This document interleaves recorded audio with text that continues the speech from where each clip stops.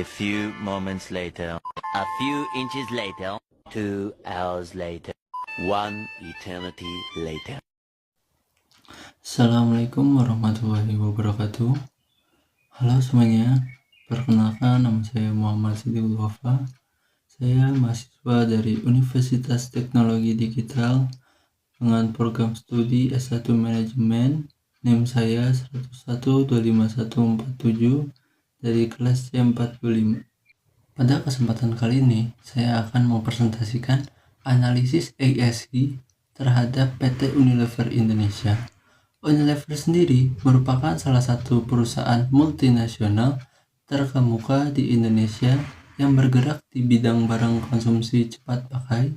Saat ini, Unilever yang berkantor pusat di Tangerang mengelola lebih dari 40 merek dan mengoperasikan 9 pabrik di kawasan industri termasuk di Jababeka, tepatnya di Cikarang, dan Rungkut, tepatnya di Surabaya, yang dimana hampir seluruh fasilitas dan produknya telah mengantongi sertifikat halal dari BPJPH.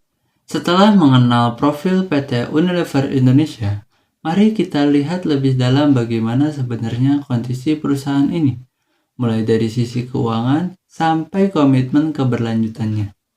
2024 adalah tahun yang berat, karena penjualan bersih turun dari 38,6 triliun pada tahun 2023 menjadi 35,1 triliun pada tahun 2024, atau turun sekitar 9%. Penurunan ini merambat ke laba usaha dan laba bersih yang melatar belakangi restrukturisasi bisnis dan efisiensi operasional di tahun 2024. Tahun 2025 mereset pada tahun 2024 karena perseroan melepas salah satu segmen usaha di tahun 2025, sehingga laba rugi dipisah menjadi operasi dilanjutkan dan operasi dihentikan.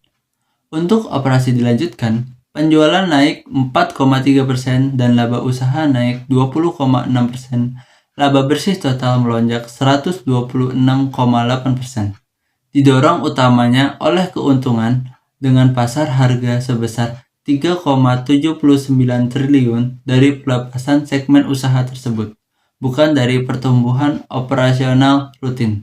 Beralih ke komitmen keberlanjutan, Unilever menjalankan strategi yang konsisten lewat 4 pilar utama, yaitu iklim, alam, plastik, dan mata pencarian. Yang menarik, struktur 4 pilar ini tidak berubah dari tahun 2024 ke tahun 2025. Dan itu wajar saja karena ini memang jangka panjang, bukan target yang berganti setiap tahun. Pada pilar iklim, emisi karbo dilaporkan turun 30% di tahun 2024 dan di tahun 2025 disampaikan dengan cara yang lebih rinci, yaitu turun 94,3% untuk skop 1 dan 2 dibanding baseline tahun 2015. Perlu dicatat, dua angka ini tidak bisa dibandingkan secara langsung karena metode dan penghitungannya yang berbeda. Namun, keduanya sama-sama menunjukkan tren emisi yang terus menurun mendekati target net zero emissions di tahun 2030 untuk operasional dan tahun 2039 untuk seluruh rantai nilai usaha. Pada pilar plastik, jumlah sampah yang dikumpulkan lewat program bank sampah naik dari 39.581 ton menjadi 40.818 ton.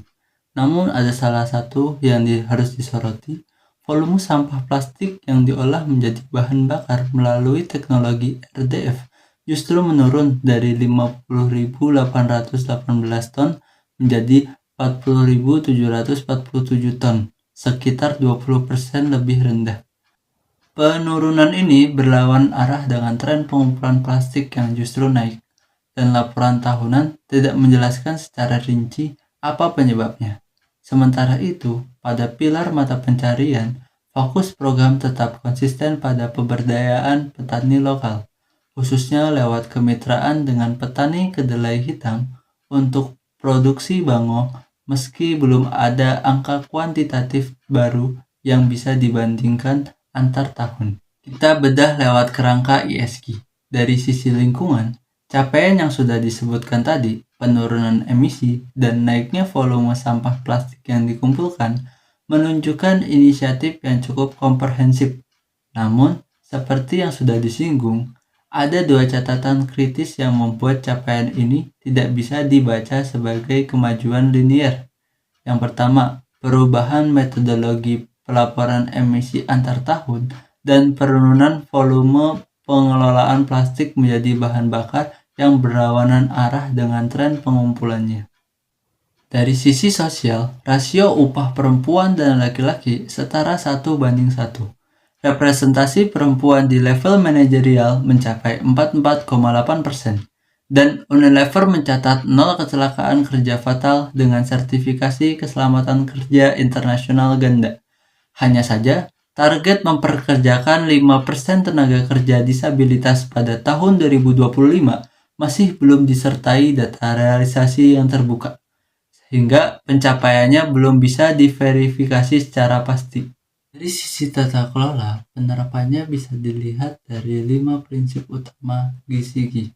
Pertama, transparansi, yang diwujudkan lewat laporan tahunan dan catatan atas laporan keuangan yang disusun secara rinci dan diaudit oleh kantor akuntan publik eksternal. Kedua, akuntabilitas, ditunjukkan lewat struktur komit yang jelas seperti komit audit, komit nominasi, dan remunerasi, serta internal audit unit. Ketiga, responsibilitas, tercermin dari kebijakan anti korupsi dan anti gratifikasi yang aktif dijalankan, serta 0 perkara hukum yang melibatkan dewan komisaris dan direksi. Keempat, independen, dengan 83% anggota dewan komisaris berstatus independen. Dan kelima, kewajaran, yang terlihat dari rasio gaji karyawan perempuan dan laki-laki yang setara 1:1 tanpa diskriminasi gender. Dari kelima prinsip tersebut, independensi yang paling kuat penerapannya. Namun, independensi struktural ini perlu dibedakan daripada independensi strategis, karena keputusan-keputusan besar perusahaan tetap terpusat pada induk usaha global Unilever Group yang membatasi fleksibilitas pengambilan keputusan di tingkat lokal. Sementara itu, prinsip yang paling lemah dan konsisten yang saya temukan adalah transparansi, khususnya terkait metodologi pelaporan data lingkungan yang belum seragam antar tahunnya. Selanjutnya, kita masuk ke bagian yang menurut saya paling penting dari seluruh analisis ini, yaitu analisis krisis ESG. Bagian ini bukan sekedar mengulang data yang sudah saya sampaikan, tetapi menguji apakah data-data tersebut, kalau disandingkan satu sama lain, benar-benar konsisten atau justru menyimpan ketegangan yang perlu kita bongkar. Mari kita mulai dengan konsep trade-off ESG. Trade-off dalam konteks ini berarti situasi di mana memperbaiki satu aspek, katakanlah aspek ekonomi, berpotensi mengorbankan aspek lain, misalnya aspek sosial. Di tahun 2024, kita sudah melihat bahwa Unilever mengalami tekanan keuangan yang cukup berat, dengan penjualan turun 9% dan laba bersih turun hampir 30%. Dalam situasi semacam ini, langkah yang lazim diambil oleh perusahaan adalah restrukturisasi bisnis dan efisiensi operasional, dan memang itulah yang harus diambil oleh perusahaan. Pertanyaannya adalah, efisiensi semacam ini biasanya menyasar dua hal. Yang pertama biaya operasional, yang kedua biaya tenaga kerja. Sayangnya, pada laporan tahunan Unilever tidak merinci secara spesifik apakah ada pengurangan jumlah karyawan, berapa pesangon yang dikeluarkan, atau bagaimana proses restrukturisasi ini mempengaruhi karyawan yang terdampak secara langsung.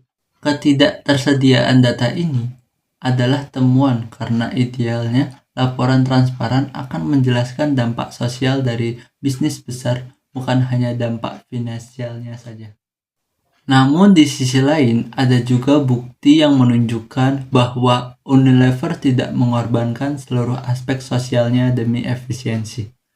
Rekor 0 kecelakaan kerja fatal tetap terjaga di tahun yang sama, program kesetaraan gender tetap berjalan, dan rasio upah perempuan dan laki-laki tetap 1:1.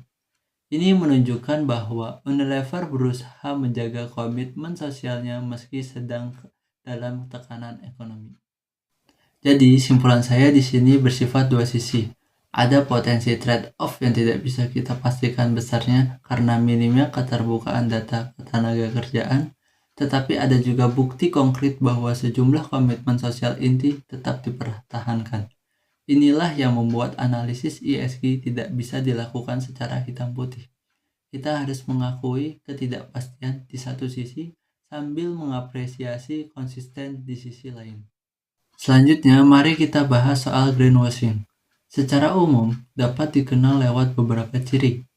Klaim yang terlalu umum tanpa data pendukung, penggunaan istilah hijau tetapi tidak diikuti bukti kuantitatif, pengungkapan yang selektif hanya menonjolkan keberhasilan tanpa menyebut kekurangan, perubahan metode pengukuran yang membuat sulitnya diverifikasi. Kalau kita terapkan kriteria ini satu persatu pada laporan Unilever, sebagian besar klaim lingkungan justru didukung data kuantitatif yang cukup detail. Angka ton, angka persentase, dan target tahun yang jelas ini mengidentifikasi bahwa secara umum laporan ini tidak termasuk kategori greenwashing yang serius. Akan tetapi ada satu ciri yang terpenuhi, yaitu perubahan metode pengukuran emisi antar tahun tanpa penjelasan yang memadai mengenai alasan perubahan tersebut. Perubahan baseline dan ruang lingkup pengukuran bisa jadi memang disebabkan oleh penyempurnaan metodologi yang sah, sejalan dengan standar pelaporan emisi internasional yang memang terus berkembang. Tapi tanpa penjelasan eksplisit dari Unilever, publik tidak punya cara untuk membedakan apakah ini penyempurnaan yang jujur atau cara halus untuk membuat angka kemajuan terlihat lebih besar dari yang sebenarnya bisa diverifikasi. Karena itu, saya menyebut ini sebagai indikasi ESG washing yang ringan, bukan greenwashing yang penuh.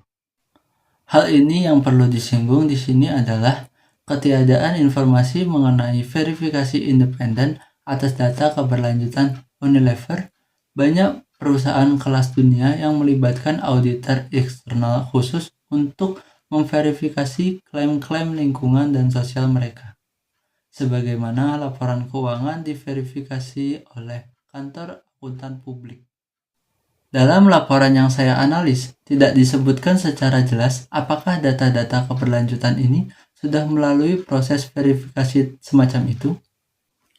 Kesenjangan kedua ada pada target ketenaga kerjaan disabilitas sebesar 5% pada tahun 2025. Yang menarik di sini, programnya sudah cukup konkret. Ada kerjasama dengan organisasi pendamping, ada penyesuaian fasilitas kantor untuk aksesibilitas, tetapi yang hilang adalah angka realisasi aktualnya. Berapa persen sebenarnya tenaga kerja disabilitas yang sudah bekerja di Unilever hari ini? Laporan tidak menjawab secara langsung. Dalam praktik pelaporan keberlanjutan yang baik, target tanpa realisasi yang terukur beresiko menjadi sekadar pernyataan niat, bukan komitmen yang dapat dipertanggungjawabkan. Ini berbeda dengan indikator-indikator lain seperti rasio gender atau zero acticent yang selalu disertai angka pasti setiap tahun. Ini adalah fenomena umum yang ditemukan dalam literatur akuntansi keberlanjutan yang sering disebut pengungkapan yang dipilih secara strategis untuk menonjolkan capaian yang menguntungkan citra perusahaan sambil meminimalkan sorotan pada area yang masih bermasalah. Ini bukan berarti Unilever secara sengaja menyembunyikan informasi, tetapi pola pengungkapan semacam ini patut menjadi perhatian bagi siapapun yang membaca laporan keberlanjutan korporasi secara kritis. Bukan hanya laporan Unilever Indonesia, tetapi laporan keberlanjutan perusahaan manapun. Setelah melihat laporan keuangan, sudah membahas analisis ESG, analisis kritis ESG, laporan keberlanjutan, sekarang waktunya saya memberi penilaian pribadi terhadap ESG yang ada di PT Unilever. Yang pertama, environmental 3/5. Efisiensi membaik, tetapi indikator absolut seperti volume plastik dan ekspansi bisnis membuat dampak lingkungan belum menurun secara nyata, menunjukkan trade-off antara efisiensi relatif dan skala absolut. Yang kedua, sosial 4/5. Rasio upah perempuan dan laki-laki setara 1:1. Representasi perempuan di level manajerial tinggi 44,8%, serta pencapaian 0 kecelakaan kerja fatal dengan sertifikasi K3 internasional. Skor tidak penuh karena realisasi target ketenagakerjaan disabilitas belum diungkapkan dengan data kuantitatif yang dapat diverifikasikan. Yang ketiga, government 4/5. Transparansi dan akuntabilitas konsisten sejak 2018. Diperkuat predikat leadership in corporate government dari ASEAN Sigi Scored dan resiko rendah dari sustainability. Skor tidak penuh karena independensi strategis tetap terbatas akibat kendali induk usaha global Unilever Group terhadap keputusan-keputusan kunci di tingkat lokal. Kesimpulan. Yang pertama, PT Unilever Indonesia memiliki tingkat kematangan integrasi ESG yang relatif baik di industri FMCG nasional, dibuktikan dengan pengakuan tata kelola dari ASEAN Sigi Scored 2024 dan resiko rendah dari Sustainalytics. 2. Transparansi dan akuntabilitas menjadi pilar PCG terkuat berkat pelaporan keberlanjutan yang konsisten sejak 2018 dan mekanisme pengawasan triwulan yang jelas. 3. Aspek lingkungan menghadapi dilema atau trade-off nyata. Indikator efisiensi relatif membaik, namun indikator absolut, volume plastik baru memburuk akibat ekspansi bisnis. Rekomendasi 1. Menetapkan batas volume plastik absolut. Perusahaan disarankan mempublikasi batas atas volume absolut penggunaan plastik baru, bukan hanya target persentase, agar pertumbuhan bisnis tidak mengorbankan kelestarian lingkungan. 2. Memperkuat independensi tata kelola. Meningkatkan proporsi komisaris independen di atas batas minimum regulasi dan memperluas keterlibatan pemegang saham minoritas domestik dalam keputusan RUPS. 3. Meningkatkan granularitas pengungkapan data, pembukaan akses data kuantitatif yang lebih detail ke publik, mencakup emisi skop 3, komposisi gender di level direksi, serta pemenuhan upah di tingkat rantai pasok hulu agar dapat diverifikasi oleh auditor independen. 4. Akselerasi roadmap living wage. Mempercepat target upah layak living wage tahun 2030 dengan menyusun indikator capaian milestone tahunan yang transparan. Mungkin cukup sekian dari presentasi saya. Mohon maaf apabila presentasi saya jauh dari ketidaksempurnaan, dan saya ingin mengucapkan terima kasih kepada Ibu Dinda Larasari BSc MSc yang telah membimbing dan mengarahkan selama 1 semester dalam mata kuliah tata kelola perusahaan dan tanggung jawab sosial. Mohon maaf apabila saya ada salah kata atau salah ucapan atau salah tindakan selama 1 semester ini yang merasa Ibu tersinggung dan saya tidak merasa itu tersinggung. Mohon maaf sebesar-besarnya kepada Ibu Dinda Larasari. Semoga di semester depan kita akan bertemu lagi Bu di mata kuliah yang berbeda. Assalamualaikum warahmatullahi wabarakatuh.